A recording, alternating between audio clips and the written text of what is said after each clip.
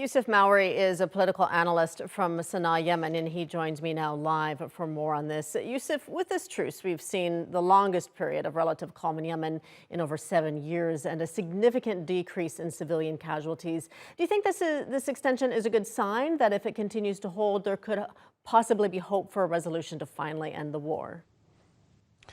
Well, I think there's definitely potential for everlasting peace if both sides stick to the rule of law and if both sides respect each other's nations. However, each side is going to interpret that however they see fit. But as an observer on the ground, I can tell you that it's going to be very difficult to establish broader peace when you have Saudi Arabia and the UAE actively occupying military Yemeni islands with military bases and military manifestations. So I think in order to think about ways of ending the war, we have to address the elephant in the room. And I would say that the elephant in the room in this scenario is the constant military activities that are happening in the islands of Mayun and in the Yemeni island of Socotra, whereby you have the UAE basically occupying the land, taking over the island, and this is happening without the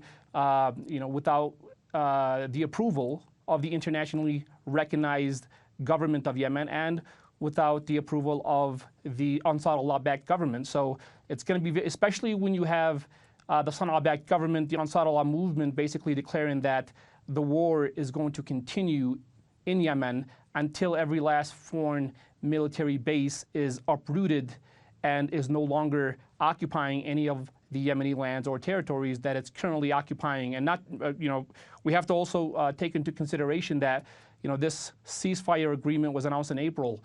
And since its announcement, the UAE and the Saudi-led coalition have been actively, rushing to supply their military bases in these islands.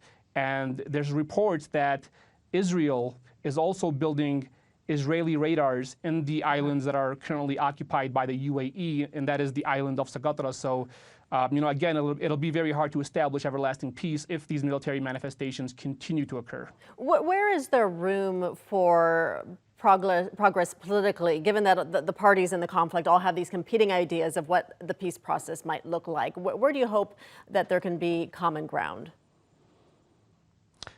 I think the hope for common ground is the establishment of an independent, democratic Yemeni nation, right? And that's easier said than done. I think once you have a platform that gives the Yemeni people the opportunity to let their voices be heard, to elect their own government, to elect their own politicians, I think once that's the reality in Yemen, it'll be very, very easy to find reconciliation between the Yemeni people, between Yemen's political factions, and it's going to be very easy to establish and elect a democratic Yemeni government. However, that hasn't been the reality in Yemen, and the reason for that is because most of the Yemeni politicians, and this has been happening for decades, most of the Yemeni politicians and the Yemeni leaders, they've followed the tune and they followed the agenda of foreign nations. So you have Yemeni politicians who are put in power by foreign nations, and they're put there in power to serve the interests of that respected foreign nation, as opposed to catering and meeting the demands and seeking the interests of the Yemeni people. And that was the sole reason why the Yemeni revolution launched in 2011. It was primarily to bring an end to the constant foreign meddling in Yemen's internal affairs. And obviously, we continue to witness that in Yemen's political spectrum, where you have obviously politicians that are serving the interests of Saudi Arabia, Yemeni politicians that are serving the interests of the UAE. We see this happening. We see this unfolding daily on the ground. And unfortunately, the Yemeni people are the ones who have to bear the burden of this reality. So, if you have any nation that has a government that represents the demands of its people, it's going to be a thriving nation with a resuscitating economy that elevates its people and its nation as a whole. Okay, we're going to leave it there for now. Yousef Mawry joining us from Sana'a in Yemen. Thank you.